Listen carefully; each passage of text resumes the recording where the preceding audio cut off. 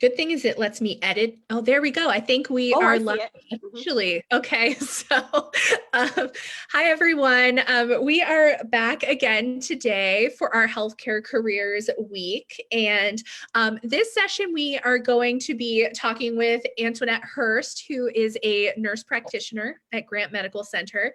And thank you, huge thank you for you being here today, because we had to do a last minute kind of staff switch out, which, can happen when you work in healthcare, and especially, at Grant, when it's a busy place, you've got a lot going on. So we really appreciate you being here and being willing to chat with our students. So Anytime. kind of our first question is just, could you introduce yourself and talk a little bit about like how you got to be an NP, what kind of Sure. interests you? Yeah. Yeah. So my name's Antoinette Hurst. I work at Grant Medical Center. I've actually worked here for 19 years. I started working here as a PSA unit clerk while I was in nursing school, actually at Columbus State. And so after I graduated, I've been in the NICU now for 16 and a half years. I was introduced into the world of neonatal by my mom. My mom was a pharmacist for 30 years, so she used to come and do our baby TPN. And so that's how I got into this world. And it was sort of love at first sight for me. So I was a bedside nurse. I was a charge nurse. I was our unit educator. And then now I have been an NNP here for two years now. So I've kind of worked my way up. And I also work over at Riverside in their NICU, and also at Doctors in their NICU. Yeah, I think that's great. And then, so can you talk about kind of the educational requirements and kind of your path? I think it's awesome that you started at Columbus State. But what are the steps if you want to become an NP? How do you get there? So you need to make sure that you have your bachelor's. Most hospitals are, at least for magnet designation and things, are looking at people who have their bachelor's. And then the nice thing is that nursing there are so many different fields in nursing. Kind of figure out what you want to do. Sometimes you don't really know until you're in the field. I always wanted to be a nurse, a neonatal nurse practitioner. It just took me a really long time to convince myself to do the school. So I waited till I was older and I'd had a lot of experience under my belt. So I sort of did a little bit more of an unconventional way. I started with my ADN. And then I graduated. So I graduated in 2004 with my ADN.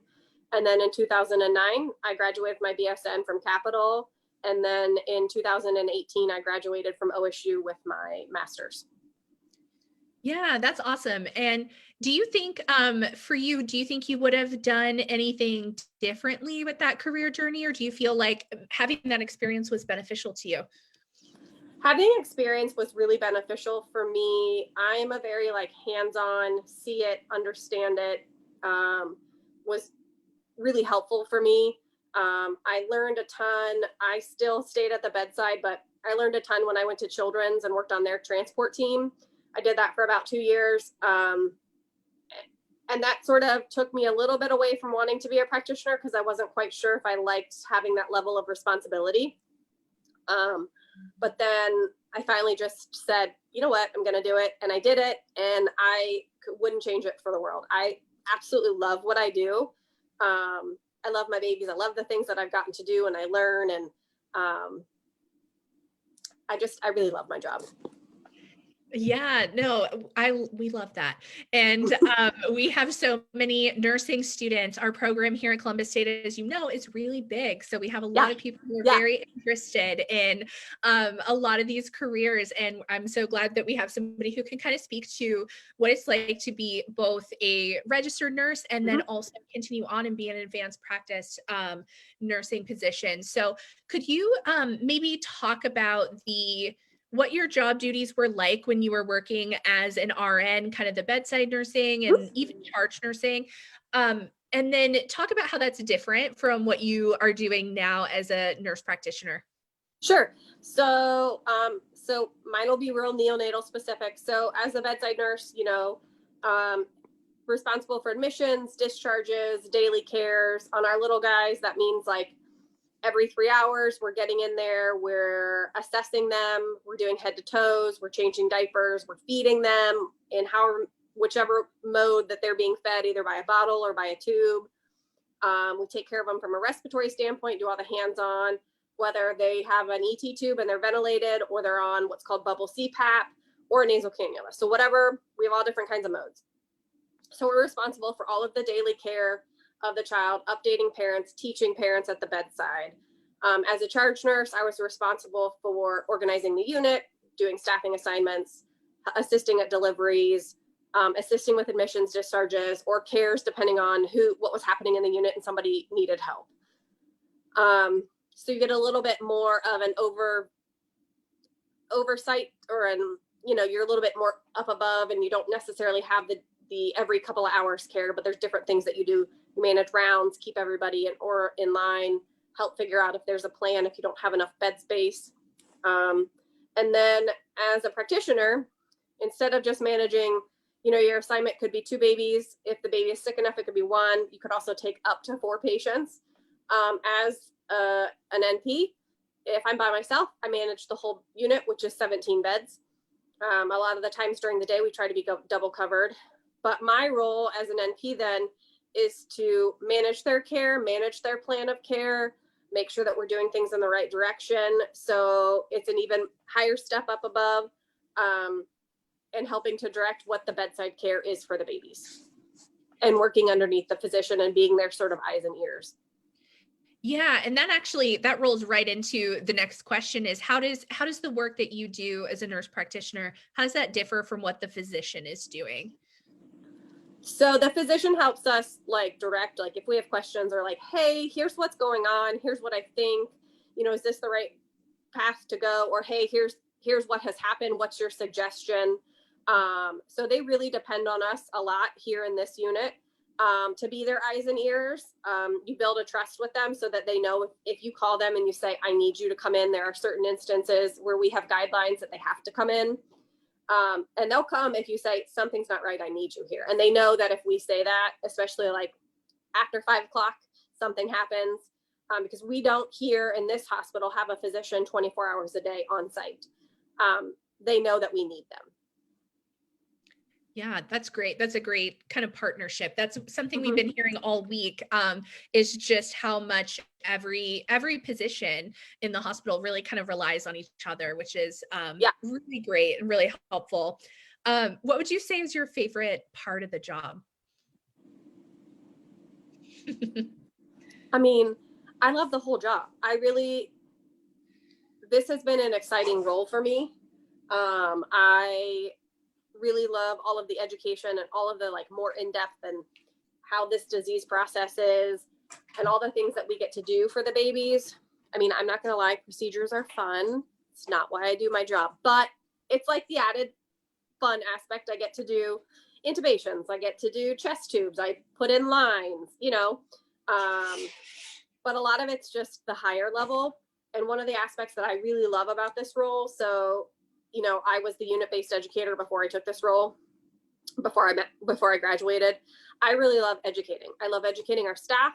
I love educating parents, just because I'm so passionate about this and I understand it so well that it's really fun to help other people understand. Yeah, absolutely. I think a lot of people don't necessarily think about that piece of, nursing is that you're educating clients or patients sometimes and families. And, as you progressively gain more responsibility, you have more opportunities to be doing that. Right. So, well, you gain more opportunities, and as you advance and you do higher roles, your role in the unit becomes higher also, because it's a natural progression. This is a leadership role. So understanding how you can communicate with people is really important. How you can direct people, how you teach people, all of those things they all go hand in hand. Yeah, absolutely. And so what would you say are some of the biggest challenges of your job? School is challenging. It's a lot of work, especially at the master's level.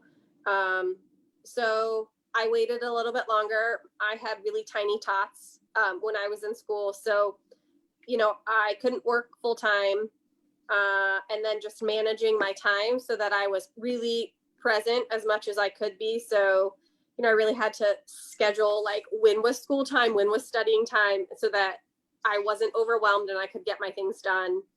And I think really probably the hardest part about my job now is just maybe mostly schedule. So this role, it's not a day shift or a night shift. It's you rotate, which when you take this role, like you understand that that's what you're going to do. And so you just sort of, I would say that's probably the biggest challenge. I work in a smaller unit too, so that, if there's somebody sick, because what happens, getting things covered and things like that. Other than that, like, I think that's maybe the biggest challenge, because Yeah. I enjoy doing the education piece of it, keeping myself up to date. Some of that can be overwhelming to make sure that you're like up on what's coming, because this is, at least in the neonatal world, it is an ever evolving, constantly changing what we're doing, what's the best practice. Yeah, and that actually, we had a lot of students who asked questions of like, do you have any tips or advice for balancing work and family and like being a person while you're in nursing school? Do you have any tips or anything that like worked really well for you? Like, it was probably, I'll say that at least when I got my master's. So when I was in my undergrad, both at Columbus State and when I got my BSN at Capital, it was easier to manage because it was just me. I had a significant other, but it was just, you know what I mean? So you can manage your time. And when you have families, I think the biggest thing for me was, like I said, I legitimately had a schedule. I would write out like and get babysitters for when I had study time, so that I wasn't trying to watch my kids or be present and doing my homework or my study time, because then I had my own time, and that's just sort of how it worked. I made sure I would make plans with friends, and it would have to be in advance. Like, you just have to get to that point where you understand that my life is going to be a little chaotic for a while, but like, what's your end goal? And just take it like one day at a time. We're very schedule oriented. If I go back and I look in my calendar on my phone to when I was in school, I look at it now and I'm like, that's a lot. But you just, it's temporary. Like, it's temporary, it's not going to last. And you just figure out what your outlets are so that you can work some of that out. Yeah, absolutely. I am not in nursing, but I remember getting out of grad school and just being like, how did I do that? Like, looking back at it, you're like, I did it, but how? I know, I say that now and I'm like, I don't know how I did it. I took my first grad school class when I was pregnant with my second child, so that when I was like, I was a non-degree, because I was like, let's see if I can do the classes, because can I really, it was like one of those, can I really do grad school? Not, but I just don't have a lot of faith in myself in school, as far as school was related. That's not true anymore. And then it was like, then my youngest was 9 months old. And then I had like a 2.5-year-old. So it was like, I look back at this now and I think, I don't know how I did it. I did it. I don't want to do it again. Although I'm going to go on and get my DNP. So I'm the crazy person that will probably keep going. So yeah, and that's probably really helpful for a lot of our students, because they are balancing families and, especially as they're kind of planning out their careers, to know that it's doable, even if it's not ideal and it's temporary, right? The school and the yeah, and that is just what I had to keep telling myself. And it really got to that when you have to manage clinicals on top of also working and managing your class caseload. Like, so it was just like, okay, one day at a time, 1 week at a time, when's my next stretch of days off? And then I would celebrate like, okay, I've completed my clinical hours. I have a break for this amount of time, you pick the little things, you set a goal, and each time you meet a goal, then it's, a good thing. Yeah, having those little things to look forward to is always really helpful. Yes. I think when you think about like, oh, if I want to become, it's going to take me this long to become a nurse, or even longer to become a nurse practitioner, that's overwhelming. But when you can think about like, I just need to make it to Thanksgiving. Yeah. I get a break then. Yeah, exactly. It took me, I think 14 years from the time I graduated with my ADN to when I graduated with my master's. And I did it not quite like everyone else does. You know, mine was more spaced out, but I did it to like what met my life at the time. And I tell a lot of people that if I can do it, you can do it. And, you know, it is a lot, you know, I'm one of those like realists. Like, if you want to know my opinion, I'm going to tell you it's a lot. You have to do X, Y, and Z. And this is how you're going to feel for a while, but here's how to like help manage it. And that's what some of the girls that I work with now have said, pulled me aside. Hey, here's what I'm thinking. You have the same lifestyle as me. You have kids my age that my kids are. So how did you do this? And what are your tips? Yeah, absolutely. So having kind of that support network too. Yeah. And I guess that's one benefit of, you know, our nursing program, and it has such a robust alumni group as well. And I know that I'm so glad to hear that you are also an alumni of the program, because there is that support. I see it happening when it's such a, you have all of these people that you could reach out to and ask questions to and ask for advice. And I feel like that's amazing. Someone wants to know, one of our students, they want to know, what it's like to be an NP, and we kind of covered some of that, but has anything changed because of COVID with your position, or what are some things that you're seeing for, you know, other nurses that might be a little bit different now?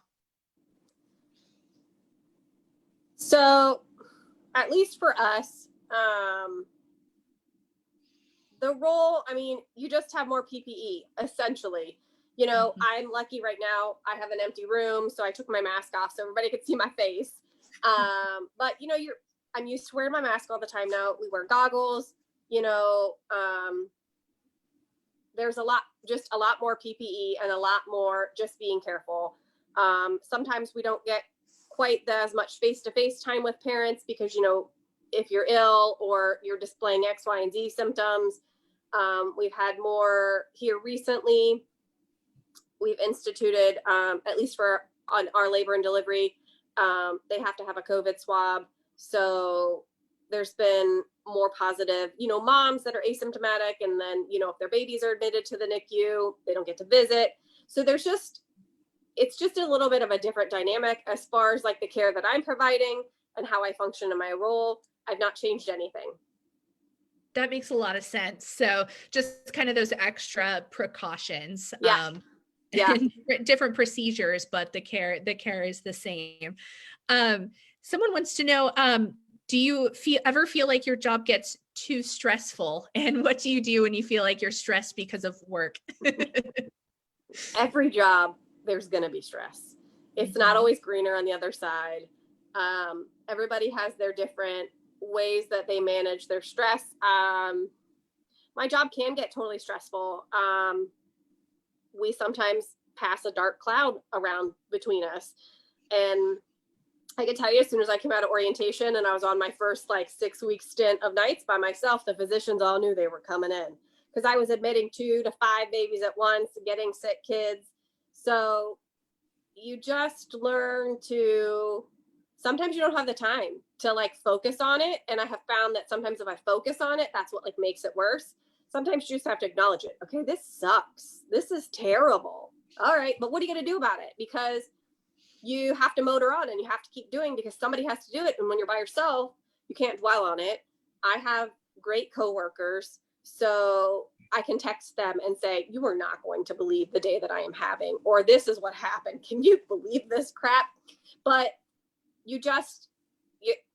I can't dwell on it. And I think that that's something that as I've gotten older, since I have been here for such a long time and I'm not so spry anymore, that learning to manage like your stress in your work environment, as long as I love what I'm doing, and I do, I pick and choose what's really important.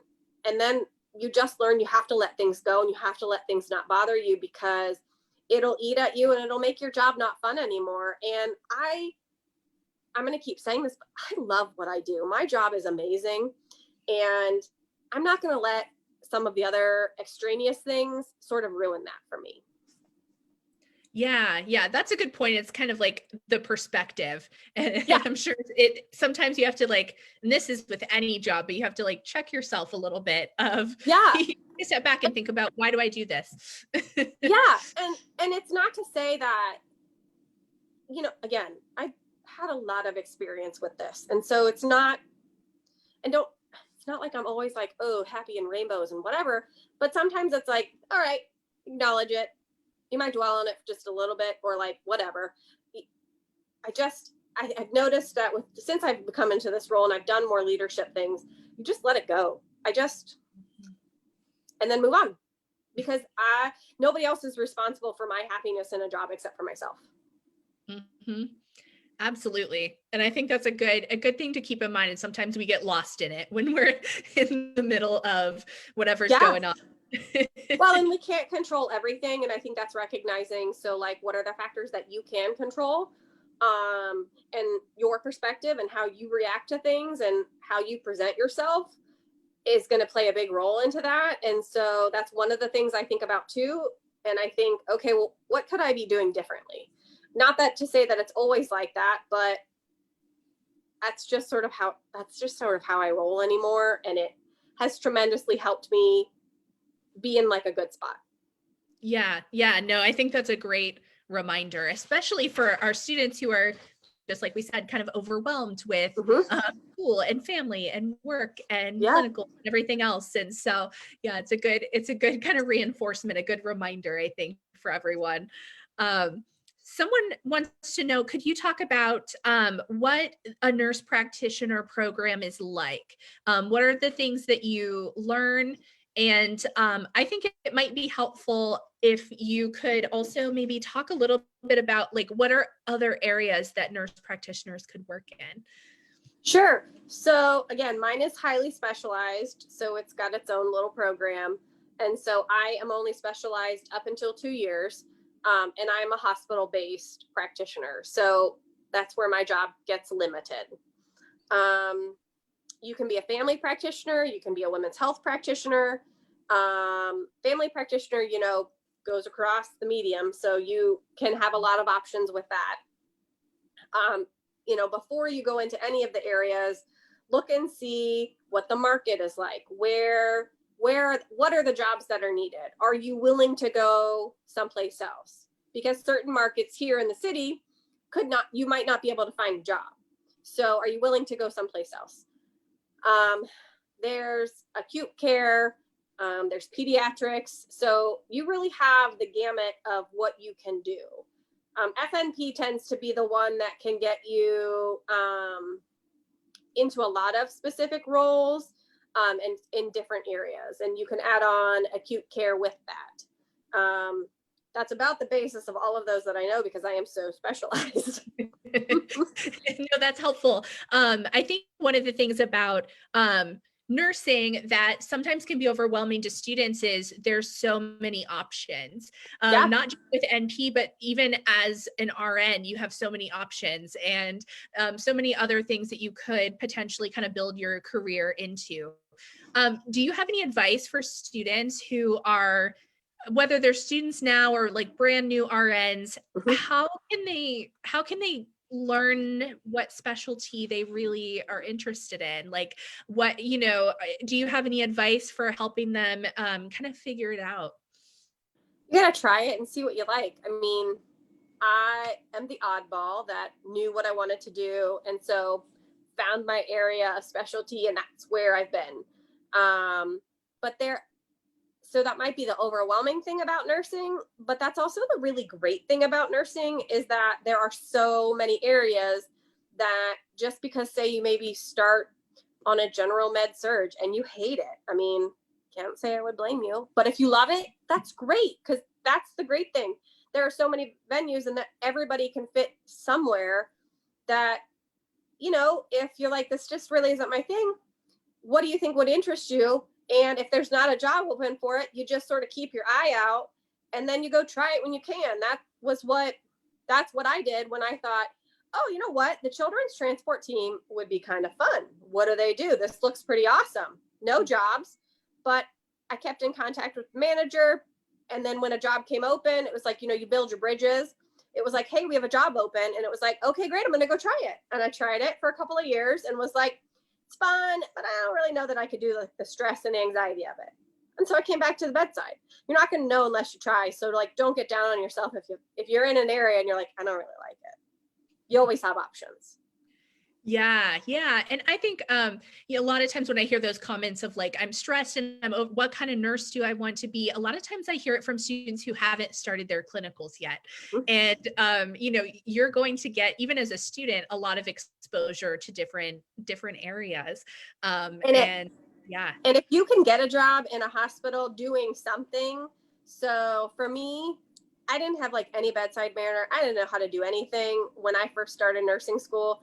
I got a job as a PSA on like the mother infant unit. So I got to work with moms. I got to work with babies, and it just helped me be more proficient, more comfortable, and sort of took up some of that stress away about what kind of nurse am I going to be, because you just sort of start doing it. And whatever nurse you want to be, you're going to put the effort into it, and you're already going through school. And so wherever you find your field, you're going to do good at.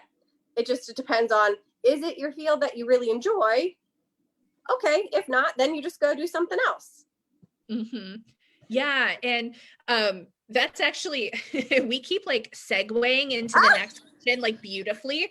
So this is great. This is good.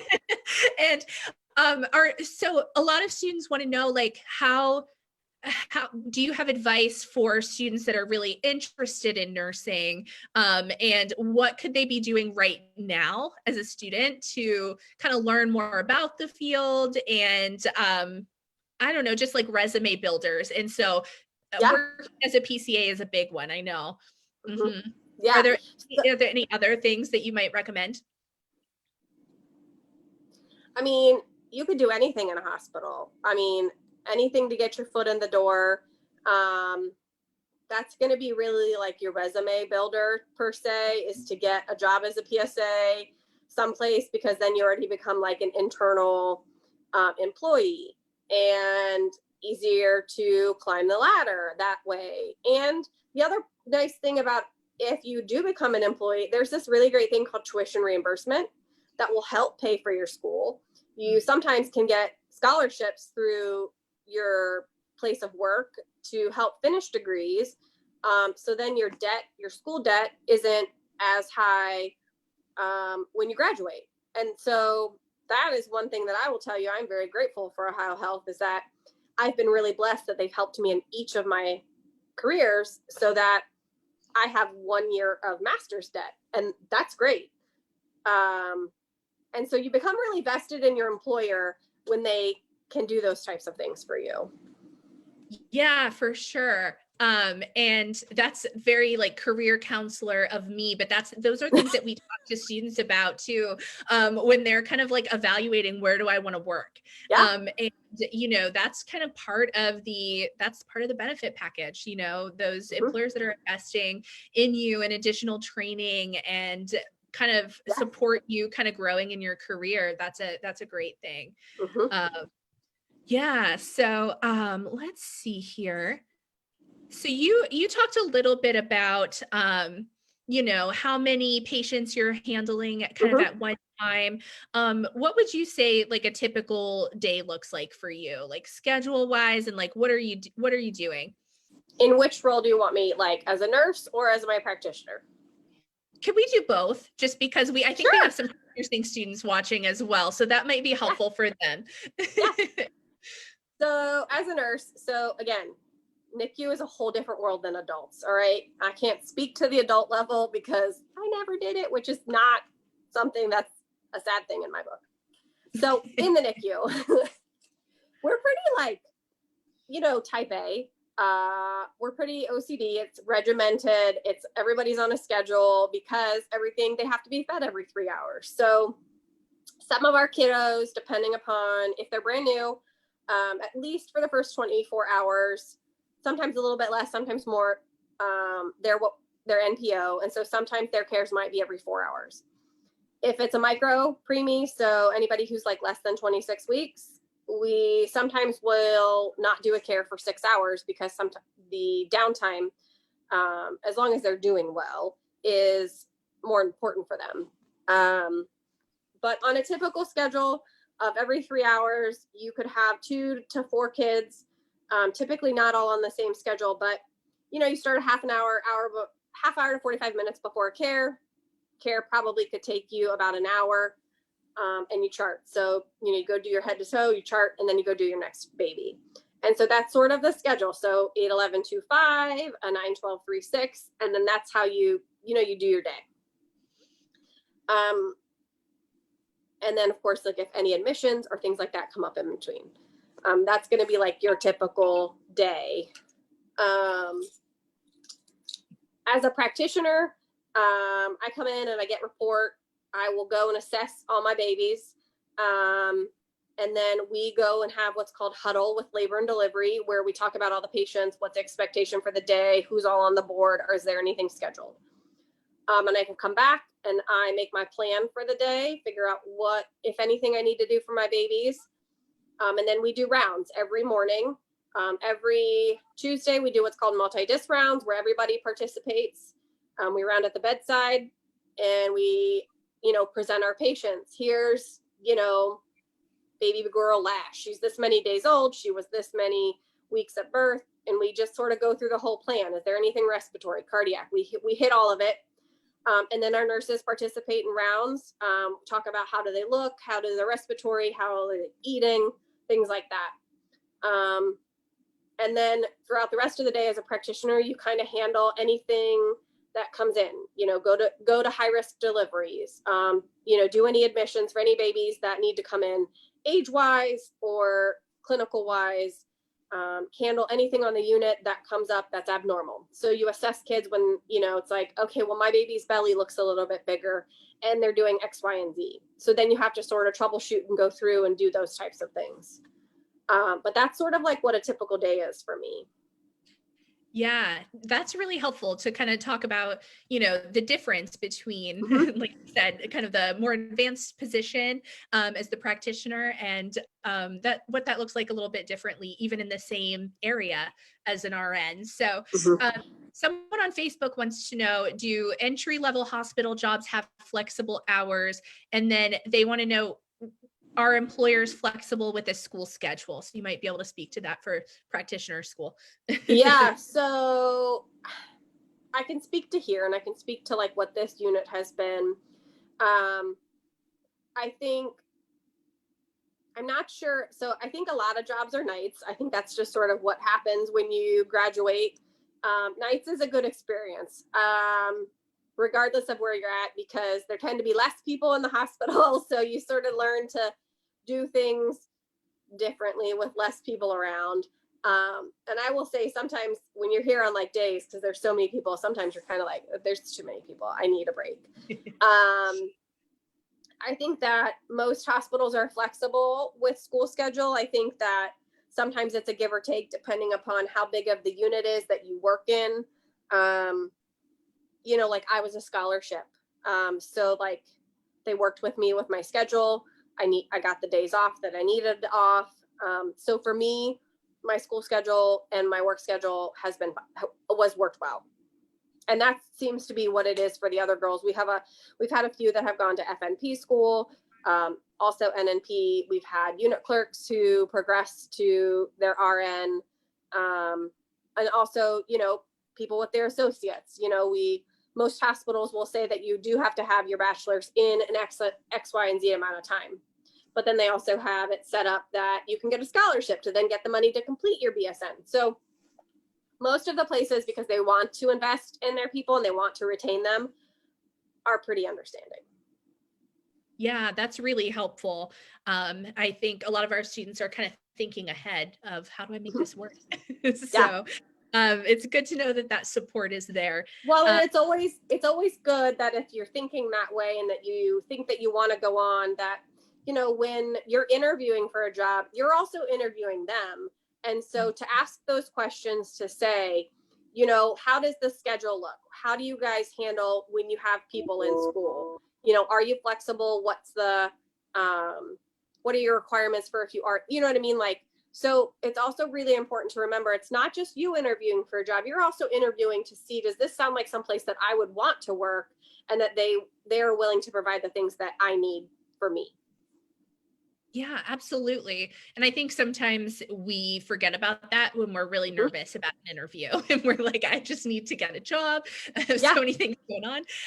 But yeah, we forget that we have that power to ask those really good questions to help us figure out, is that a good decision for me? Is this a good place for me to start my career or continue my career? So write your we questions down before you go to your interview. Then you've got it in front of you, and because I'm the same way. If I'm going to forget something, it's because I'm nervous. And then I'll be like, you know what? Here, hang on just 1 second. Let's talk about this. You know what I mean? Mm-hmm. Yeah, this career counselor signs off on that advice. So we are almost out of time here. So if anyone on Facebook has any additional questions, I want to encourage you to type those in the chat so we can get to those. But we have a couple more questions to wrap up with. Are there any particular personal qualities, like characteristics that you think would make somebody really successful as a nurse practitioner? I think that you got to have the drive. You need to have the compassion. You have to have some leadership and some flexibility. Yeah. I think that those are really important. The compassion, I think, makes you a great nurse in general. I think that you have to have that in this field to be successful. And, with the compassion comes a little bit of that empathy side, and being a leader, that all talks to about your communication and being able to educate and, take all those things into account, because this isn't just like me telling you what to do. I want you to understand. And if you're doing something incorrectly, how do you correct somebody and teach them the right way to do it without it coming across as like a demeaning, oh, you're not doing that right. A lot of it's your presentation, how you present yourself. And this is coming from somebody who my tone and my face can say a lot more than like what I intend it to. I'm a strong personality. And so there's been a lot of work on that front and acknowledgement. And I'm always really open to say, let's have this discussion about how this came across or whatever. And if I've ever offended somebody, I need you to come and speak to me about it. Like, I don't ever want people to be afraid. All of those things play, like they all just sort of tumble and go hand in hand with everything. Yeah, absolutely. And just like we have, that kind of rolls perfectly into our last question. So we are on the same wavelength here. So our last question is, do you have any advice for kind of receiving feedback? Being a new nurse is kind of scary for a lot of our students. Yeah. And, do you have any advice for kind of being a new nurse and taking feedback, or what if you need help? Any thoughts on that? Listen, I went from being the unit educator, the most senior person, to like brand new in my practitioner role. And I had to start back at the bottom too. You have to be open to feedback. There's always an appropriate and inappropriate way that it can be delivered. And just learning to, I think, be mindful and like, how do you accept it? How does it get presented to you? And if something is being presented in a negative way, you got to address it. Confrontation isn't always a bad thing, because sometimes people don't know that they're doing it. And also, if they are doing it in an intended not right way, it also needs to be addressed. So like it's a double-sided coin. I think always assume with positive intent. I think it'll make you a general happy person, and if you need help, ask for it. That'll be the biggest thing in nursing, is that if you let yourself drown or you let something happen to a patient because you didn't ask for help, that's kind of like a pride issue, because it's not, when you get into this field, it's not really about you. It's not about me. It's not how we feel. It's about the patient and what's best for the patients. So be open to it. Ask for help. Do not be afraid to ask for help. Do not be afraid to ask for somebody to explain things to you. And you know, if you do X, Y, and Z and something is not positive, then knowing the right channels on how to address it. Mm-hmm. That's my advice. Yeah, that's really helpful. You know, I imagine it's probably really scary to be a brand new nurse. I remember I'm a counselor and I remember being like, they're letting me do this now, even after you like supposedly have all your stuff done. Yeah. And I imagine nursing is like that times 100 probably. You feel like you're faking it because you're like, oh my God, like I still have that even sometimes now, like as this practitioner, it was like, oh my God, they trust me to do this. And they think I can do this. And I passed my test and I'm out of orientation and oh my God, you feel like you're faking it for a little while. And it's kind of, sometimes you are, but it's more of the perception that I'm faking it till I make it, because it's just that you don't have the confidence yet. And that's okay, because you get that with experience. So it's okay to be nervous, and it's okay to say, I don't know. And I don't have the most experience with this, but you just own it. And you know what? How do you make yourself better? How do you move forward? Absolutely. So a little bit of that imposter syndrome is normal. Yes. And it's probably totally a good thing, because, you know, it means that you need to be, it kind of challenges you to be open to asking for help, just like we talked about. Well, and you don't want, and the imposter syndrome, it's definitely real. It happens in every level. And part of that is because, like, in front of the families, you don't want to be this person that's standing there acting like they don't know what they're doing. So you kind of feel like you're faking it. Like, okay, yeah, sure, I'll get that. I know. Yeah, I'll be right back. You know, like, yeah. And then you like walk out of the room, you're like, oh my God, I don't know. Yes. And, you know, being able to have that confidence that, you know, like you said, in front of the patients and families, you do the best that you can, get the information that you need. Yep. And then if you need to go ask for help, then you can do it. And it's okay to say to patients' family, you know what? I can't exactly answer that, but you know what? Let me go find the answer and I will come back to you. And that is always okay to do. Yeah, that reassurance is really helpful. So thank you so much to You're welcome. Antoinette, for being here and answering all of our questions. For any of our students that are on Facebook, we will continue in just a few minutes with a respiratory therapist. So that's our next healthcare professional that's doing a quick interview today. So we are going to end this live stream and restart a new one in just a couple minutes. So just refresh your page and we will be back with our respiratory therapist. But thank you so much. That was so helpful. I appreciate you being. Bye. Bye.